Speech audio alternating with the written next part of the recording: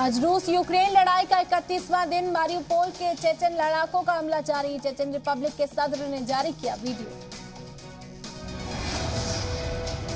Ukraine में रूस के ताबड़तोड़ हमले जारी। मारिउपोल में राष्ट्रीय मार्ग तो हुई तबाह। ड्रोन वीडियो में दिखी बर्बादी।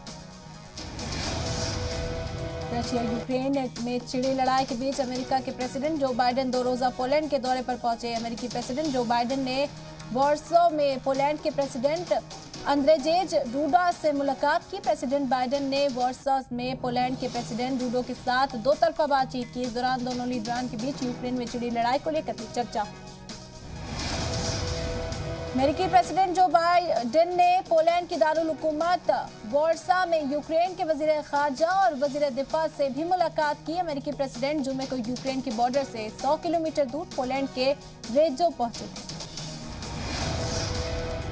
लड़ाई के बीच यूक्रेन के पीएम का बड़ा बयान का रूस ने वैसा ही हमला किया जैसा 80 साल पहले नाजियों ने किया था। यूक्रेन के अवदीवका में मल्टीपल लॉन्च रॉकेट सिस्टम से हमला किया गया। हमले की तस्वीरें आई सामने। यूक्रेन की दारुल हुकूमत कीव में आज शाम से फिर कर्फ्यू लगाया गया। कीव के मेयर ने किया ऐलान। पीर की सुबह तक कर्फ्यू लगाया गया। रूसी फौज की यूक्रेन के कई शहरों में बमबारी जारी।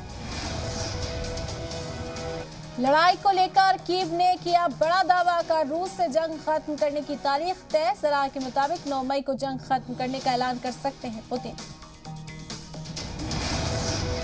कीव में रूसी फौजियों का मुकाबला कर रहे यूक्रेनी फौजियों को जीत की उम्मीद। यूक्रेनी फौज इरपिन, बुका और होस्टोमेल में रूसी फौजियों की घेराबंदी में जुटे।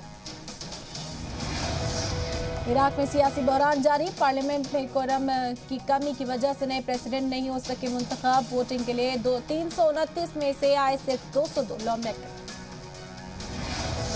पाकिस्तान के वज़ीर-ए-आज़म इमरान खान ने कहा कि उनके ट्रंप कार्ड का फौज से कोई लेना देना नहीं। इसके बजाय वज़ीर-ए-आज़म इमरान खान ने जोर देकर कहा कि फौज पर हमला करना और उसे नुकसान पहुंचाना मतलब पाकिस्तान के मुस्तकबिल को नुकसान पहुंचाना है।